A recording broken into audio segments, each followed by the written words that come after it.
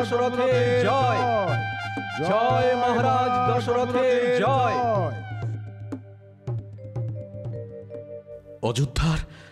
অযোধ্যার আজ বড় আনন্দের দিন জাবালি দেব। রামচন্দ্রের গৌরবে অযোধ্যা আজ গর্বিত। কি বিদূষক কবি, কি পদ শোনাবে আজ? শোনাচ্ছি মহারাজ।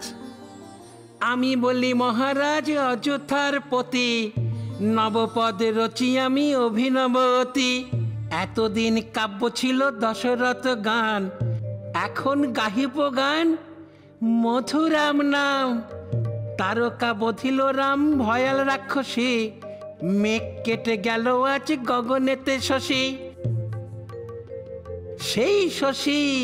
সেই শশী রামচন্দ্র উঠে কলরব, অযোধ্যা নগরে আজ হোক উৎসব।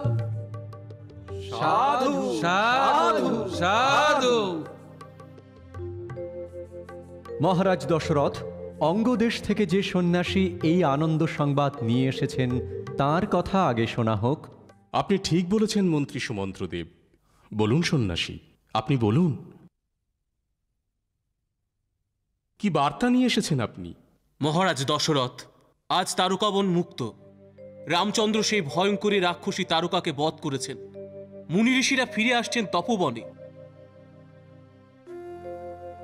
রাক্ষসীর মৃত্যুর সাথে সাথে দেবতারা পুষ্পবৃষ্টি করছেন। না মহারাজ, অযোধ্যায় এখন উৎসব হতে পারে না। গুরুদেব। হ্যাঁ মহারাজ, কোনো উৎসব এখন নয়। কিন্তু কেন মহর্ষি? রাক্ষসী তারকা নিহত হয়েছে রামচন্দ্রের কাছে। স্বর্গের দেবতারা তাকে দিয়েছেন সব দেবাস্ত্র। ঋষিরা পেয়েছেন যজ্ঞের অধিকার। না মহারাজ, রাক্ষসী তারকার মৃত্যু মেনে নেবে না তার ছেলে মারিচ।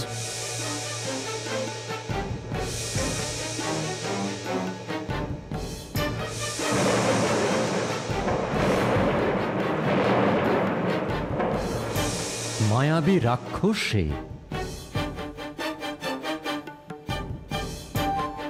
মেনে নেবে না উপসুন্দের ছেলে সুবাহু, মেনে নেবে না রাক্ষস রাজ রাবণ। এবার আরো বেশি শক্তি নিয়ে ওরা ছুটে আসবে প্রতিশোধ নিতে।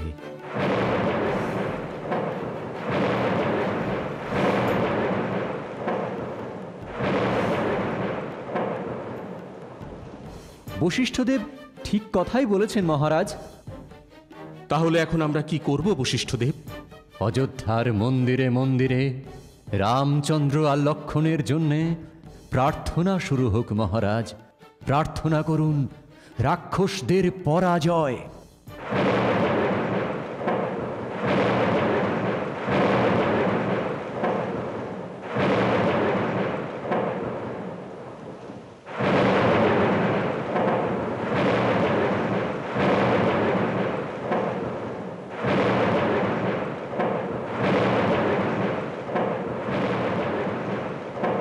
পরাজয়, পরাজয়। রাক্ষসী তারকার মৃত্যু শুধু মারিচের দুঃখের কারণ নয়, রাক্ষসদের লজ্জা। সবচেয়ে বড় লজ্জা আমার মহারাজ। এ লজ্জা আমাকেই দূর করতে হবে। সুবাহু, তুমি শোকে অধীর হয়ে উঠেছ। না মহারাজ, মারিচ আপনার ডাকে লঙ্কা এসেছিল। আমার উচিত ছিল তারকা বনে পাহারা দেওয়া, কিন্তু আমি ভেবেছিলাম কেউ সাহস করবে না তারকা বনে ঢুকতে। অথচ এই দুই বালক। না সুবাহু,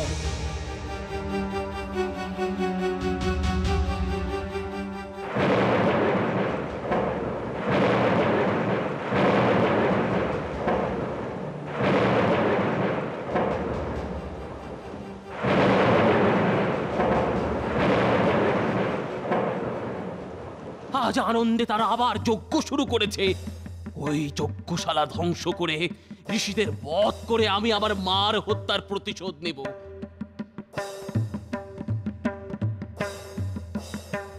যত সৈন্য লাগে তুমি নিয়ে যাও, ধ্বংস করো যজ্ঞ, যাতে আর কেউ কোনো দিন কোন মুনি ঋষি যজ্ঞ করার সাহস না পায়। যাও।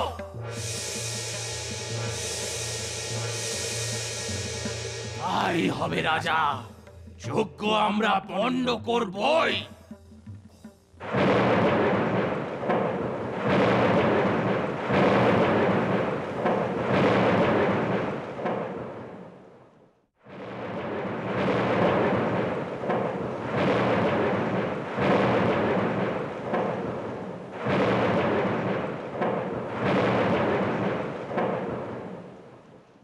রাক্ষসী তাড়কার মৃত্যুর পর আজ ঋষিদের আশ্রমে আশ্রমে নতুন করে পূজা পাঠ শুরু হয়েছে।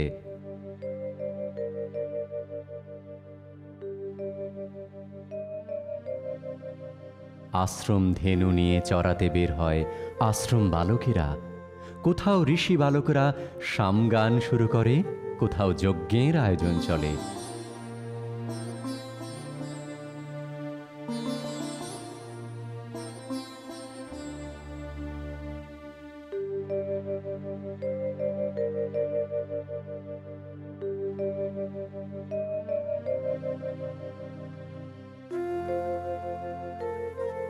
ঋষি, এ আমরা কোন তপবনে এসে পৌঁছলাম? এ তপবনের নাম সিদ্ধাশ্রম। সত্যি সিদ্ধাশ্রম, কি শান্ত। চারিদিকে যজ্ঞের আয়োজনে ব্যস্ত ঋষি কুমাররা।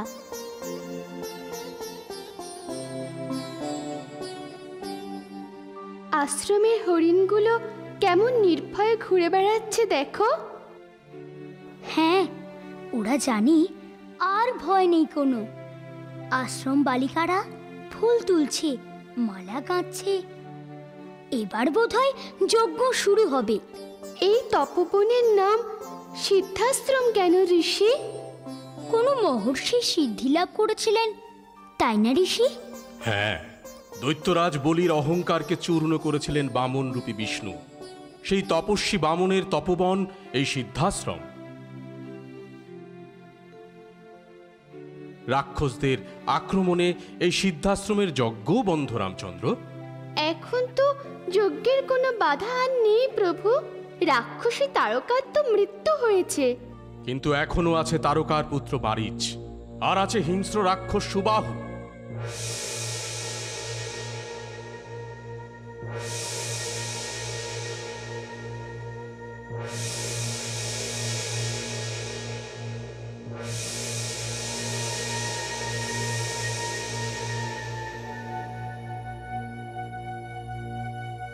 যজ্ঞ নষ্ট করতে যদি তারা আসে, তবে তারাও ধ্বংস হবে।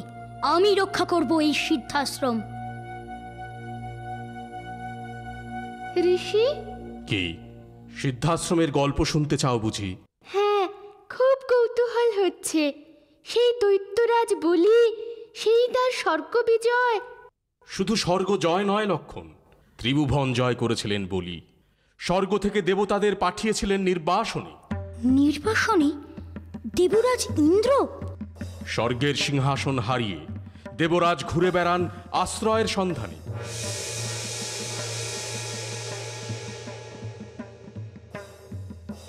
অবশেষে এলেন বিষ্ণুর কাছে বৈকুণ্ঠ লোকে।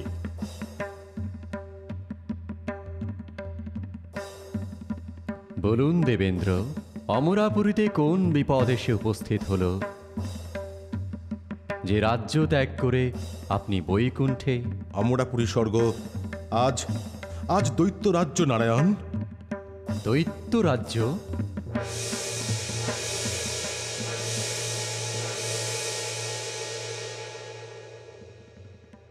হ্যাঁ প্রভু, স্বর্গের সিংহাসনে এখন দৈত্যরাজ বলি। দৈত্যরাজ বলি? হ্যাঁ হ্যাঁ প্রভু, স্বর্গ থেকে দেবতাদের নির্বাসিত করেছেন তিনি। রক্ষা করুন নারায়ণ। বেশ দেবরাজ, আমি নিজে দৈত্যরাজকে কঠিন শাস্তি দেব। দেবতাদের অপেক্ষা করতে বলুন।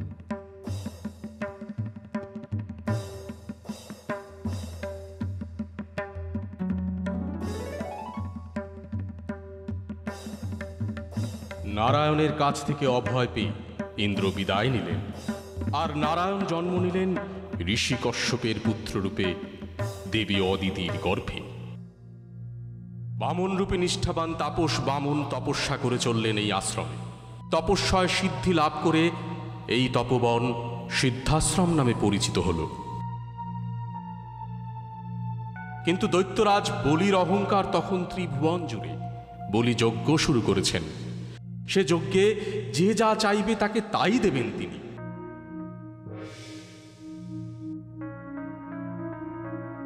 লক্ষ্মীকে বন্দী করে রেখেছেন।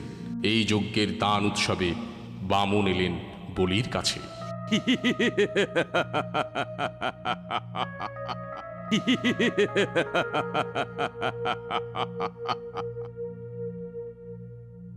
দৈত্যরাজ বলির যজ্ঞ আজ সম্পূর্ণ হবে। ইন্দ্রের সমান হবে দৈত্যরাজ।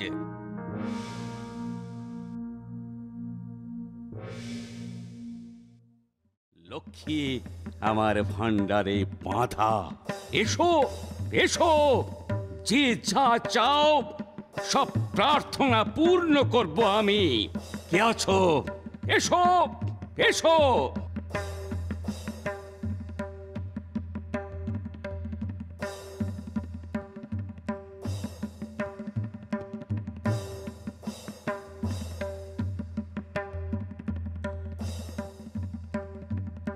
দৈত্যরাজ প্রণাম। প্রণাম গুরু শুক্রাচার্য। আজ আমি পূর্ণ। ইন্দ্র যা পারেনি তা আমি পূর্ণ করতে চলেছি। যে যা চাইবে তাই দেব আমি।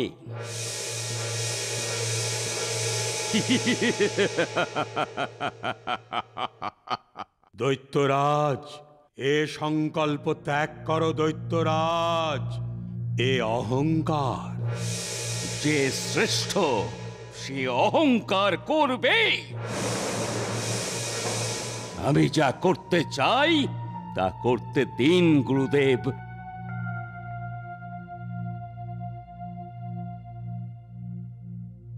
কই কই এখনো কে আছো? এসো প্রার্থনা করো। কই কই?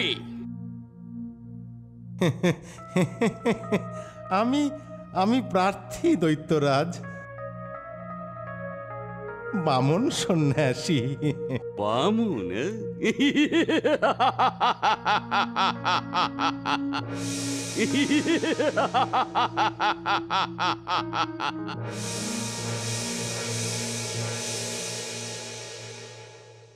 কি চাও তুমি? প্রাসাদ? ধনরত্ন? না না রাজা, আমি সন্ন্যাসী। আমি কি করব প্রাসাদ নিয়ে বা ওই ধনরত্ন নিয়ে? তাহলে কি চাও তুমি? আগে সামান্য 3 পা ভূমি।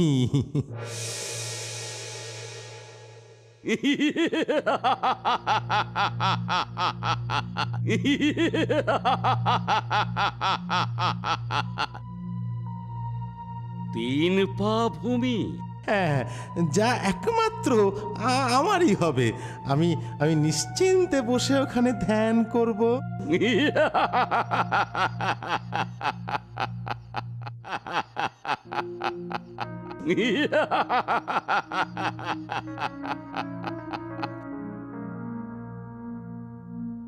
স্বর্গ মর্ত পাতাল আমার রাজ্য, সেখানে 3 পা ভূমি। শুধু 3 পা ভূমি, আমার ইচ্ছে মতো। আমি তোমায় দিও না, দিও না রাজা, দিও না। আমাকে বাধা দেবেন না গুরুদেব। সন্ন্যাসী বামন, তোমার ইচ্ছে মতো 3 পা ভূমি তুমি নাও। দিলাম আমি তোমাকে 3 পা ভূমি।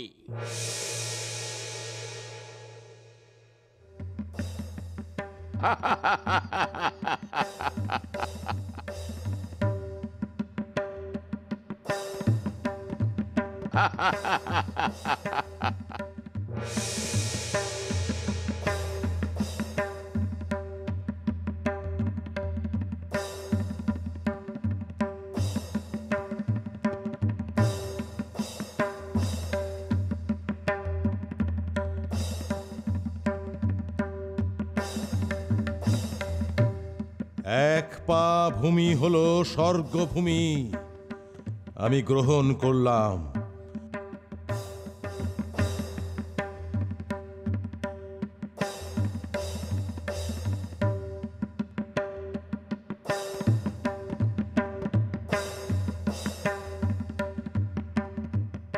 দ্বিতীয় পা ভূমি হলো মর্ত্যভূমি,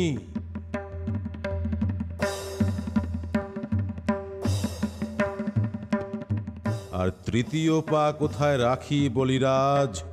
আমার আমার মাথায় রাখুন নারায়ণ। বেশ, তোমার মাথায় তৃতীয় পা রেখে তোমায় পাতালের মধ্যে আবদ্ধ রাখলাম।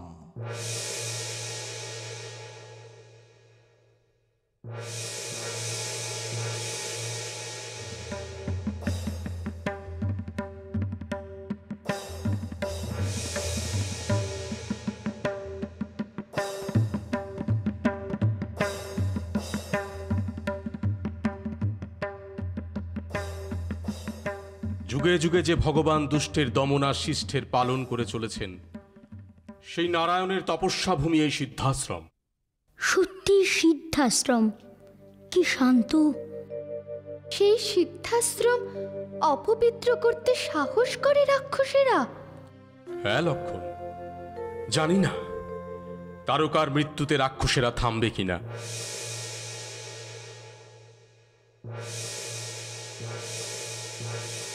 আজকের যজ্ঞ বোধহয় পূর্ণ হবে না। আজ যদি সিদ্ধাশ্রমে যজ্ঞ ধ্বংস করতে আসে মারিচ আর সুবাহু, তবে তাদের মৃত্যু অনিবার্য।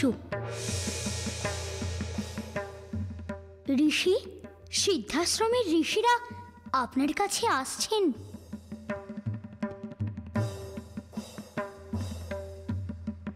প্রণাম, প্রণাম আপনাদের। কল্যাণ হোক, আমরা যজ্ঞের আয়োজন সম্পূর্ণ করেছি। আপনি আসুন, যজ্ঞের পৌরোহিত্য গ্রহণ করুন। চলুন রামচন্দ্র আর লক্ষণ, প্রস্তুত হও। আমি এই যজ্ঞশালার শান্তি রক্ষার দায়িত্ব তোমাদের উপর দিলাম। আজ থেকে 6 রাত্রি যজ্ঞ রক্ষা করতে হবে। আমি হব যজ্ঞের পুরোহিত, তাই তোমাদের আর কোনো নির্দেশ দিতে পারবো না। আমরা প্রস্তুত ঋষি। উত্তম, চলুন ঋষি, আমরা যজ্ঞস্থলে যাই।